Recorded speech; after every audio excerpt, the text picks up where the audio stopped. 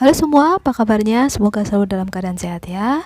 Nah, kali ini kita akan latihan soal ya dan pembahasan mengenai katabolisme. Soal pertama, berikut ini merupakan proses pengubahan glukosa menjadi CO2 dan H2O kecuali A. Glikolisis, B. Oksidasi pirufat, C. Dekarboksilasi reduktif, D. Siklus Krebs, atau E. Transport elektron.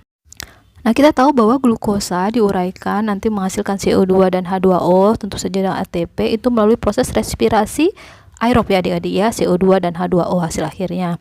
Nah, respirasi aerob itu terdiri dari glikolisis, kemudian dekarboksilasi oksidatif, siklus Krebs, dan transport elektron. Nah, jadi kalau pada soal glikolisis A itu benar, oksidasi pirufat itu juga ya. Nah, dekarboksilasi reduktif harusnya dekarboksilasi oksidatif ya adik-adik ya. Siklus Krebs itu juga benar, dan terakhir yang transport elektron untuk E benar.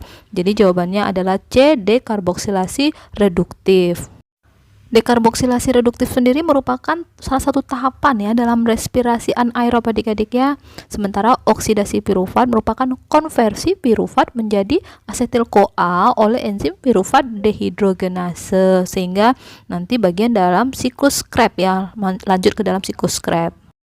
Nah, soal nomor 2, urutan pembentukan ATP pada proses respirasi aerob yang benar adalah A. Siklus Krebs, glikolisis, pembentukan asetil-CoA, transport elektron, atau B.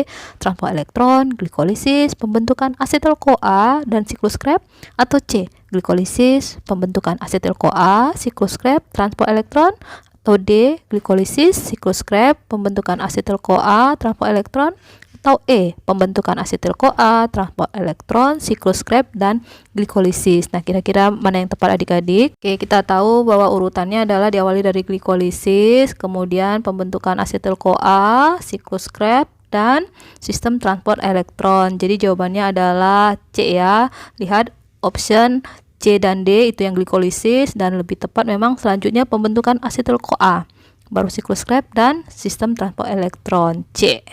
Nah, soal nomor 3, berikut adalah senyawa yang dihasilkan selama respirasi seluler. 1. 6-NADH, 2. 2-FADH, 3. 2-NAD, 4. 2-ATP, 5. 2-CO2, atau yang 6 dan 6 H2O. Nah, senyawa yang dihasilkan selama daur Krebs adalah, nah, kita tahu adik-adik ya bahwa siklus Krebs disebut siklus asam sitrat karena awalnya akan menghasilkan asam sitrat dari persenyawaan asetil-CoA dengan asam oksaloasetat. Nah, kemudian nanti pada siklus Krebs akan dihasilkan 6 molekul NADH, 2 molekul FADH, 2 molekul ATP, dan 2 molekul CO2. Sehingga kalau kita pilih jawabannya yang tepat adalah A ya. Kita masuk soal nomor 5. Seluruh reaksi kimia yang berlangsung di dalam sel sumber energinya berasal dari A. Pembongkaran zat makanan, B. Energi cahaya matahari, C. Senyawa ATP dan ADP, D. Energi mekanik dalam sel, atau E. Energi kimia dalam zat makanan. Nah, kalau yang energi cahaya matahari jelas bukan adik-adik ya dalam sel. Nah, pembongkaran zat makanan nanti juga menghasilkan energi ATP ya, karena ATP adalah energi yang siap pakai. Nah, energi mekanik dalam sel juga bukan, energi kimia dalam zat makanan nanti ketika kita makan, kita melakukan respirasi. Nah, respirasi itu merupakan proses untuk menghasilkan energi ATP ya adik-adik ya. Oke, berikutnya, jika di dalam sel terdapat substrat respirasi berupa lemak, karbohidrat, dan protein, maka akan terjadi oksidasi dengan urutan proses A. Lemak, karbohidrat, protein, B. Lemak, protein, karbohidrat, C. Karbohidrat, protein, lemak, atau D. Karbohidrat, lemak, protein, atau E. Protein, karbohidrat, dan lemak. Oke, ini gampang adik-adik ya, pasti diawali dari karbohidrat, karbohidrat habis kemudian lemak, kalau lemak habis baru protein. Jadi jawabannya adalah D ya, karbohidrat, lemak, protein. Nah, soal berikutnya nomor 7. Perhatikan bagan respirasi sel aerob. C6 ada X, 2C3, Y, 2C2, kemudian ada 4C1, kemudian Z. Nah, senyawa yang dihasilkan pada tahap reaksi tersebut adalah apakah X sama dengan 4NADH 2 plus CO2, atau X sama dengan 2Na2 tambah 2 ATP, atau C, Y merupakan 2 NADH2 tambah FADH2, atau Y bagian D merupakan 2 ATP tambah 2 CO2, atau E, di mana Z merupakan 4Na2 tambah 2FADH2 tambah 4ATP. Nah, kita lihat dulu adik-adik ya, bahwa C6 ini merupakan glukosa, 2C3 merupakan molekul asam pirufat, sementara X adalah 2ATP dan 2NADH. Oke, di mana asam pirufat nanti akan mengalami dekarboksilasi oksidatif menghasilkan Y. Kemudian di sana Y itu adalah NADH berarti ya.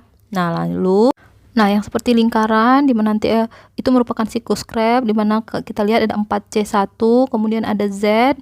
Jadi siklus Krebs itu menghasilkan ATP sebanyak 2 molekul, kemudian 2 molekul CO2 dan 2 molekul NADH. Sehingga senyawa yang dihasilkan yang benar pada sesuai dengan skema tersebut adalah B ya, di mana X adalah 2 NADH tambah 2 ATP. Itu hasil dari proses glikolisis ya adik-adik.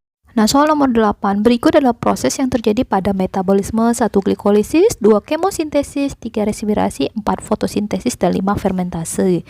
Nah, proses-proses yang terjadi pada katabolisme karbohidrat adalah apakah A, 1, 2, dan 3, B, 2, 3, dan 4, C, 1, 3, dan 5, atau D, 3, 4, dan 5, atau E, 1, 2, dan 5. Nah, kita lihat di sini namanya katabolisme, berarti untuk opsi nomor 2, kemosintesis dan fotosintesis 2 dan 4 itu tidak kita pilih ya adik-adik ya.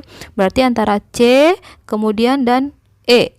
Oke, 1 glikolisis iya, kemudian respirasi 3 iya, fermentasi itu iya, C ya. Bagaimana dengan fotosintesis? Oh iya, berarti jawabannya benar adalah 1, 3, dan 5 C ya adik-adik. Karena fotosintesis, kemosintesis itu merupakan bagian dari anabolisme, bukan katabolisme karbohidrat.